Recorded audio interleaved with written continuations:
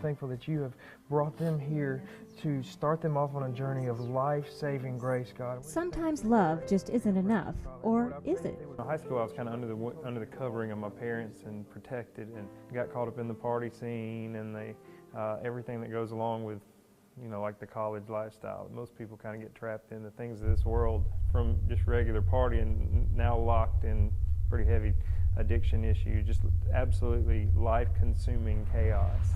Addiction affects the entire family, testing the bonds of our relationships. Burned every bridge, killed every relationship. At the end of that 10 years, I kind of found myself with no hope and nowhere to turn, and broken, and have lost everything, lost everybody. Facing consequences of poor decisions, something had to change. There's 3 outs to addiction. There's three things that can happen. You're either locked up, sobered up, or covered up.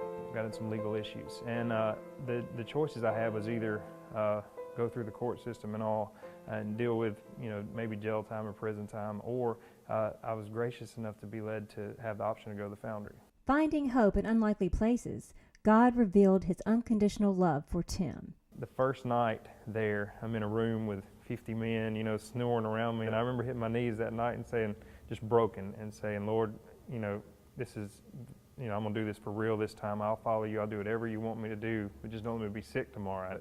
Every time I'd been sick before, and I wasn't sick the next day. And, that's a little thing, but, God started working in my life that day and just set me free and set, like Mom said, set me on a rock. Although this may seem small, Tim understood that God was speaking to his heart. God just did a miracle there in me, and really set deep in my heart purpose and calling, and a real burden for people who struggle with the same thing I went through. Tim now knew what he was called to do.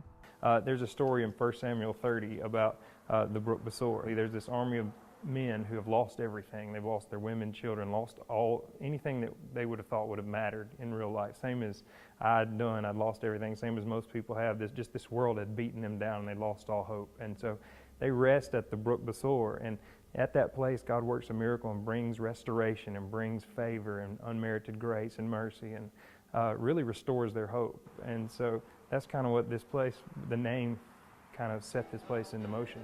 It's a place of restoration and recovery, and when people come in here beaten down, it restores hope. To those that see no other way. We think God just sends them here. When people driving by and feeling a tug to come in. We have a full-service coffee shop, just like any other coffee shop you'd go to, and a Christian bookstore. And really, we're just kind of a melting pot of all the local churches in the area. Although this is not a church, God's love is ever present. If we can point you to that hope, give you a Jesus experience while you're here, or whatever it is that you're hurting inside, whatever it is that you bring in, maybe we can point you in the right direction.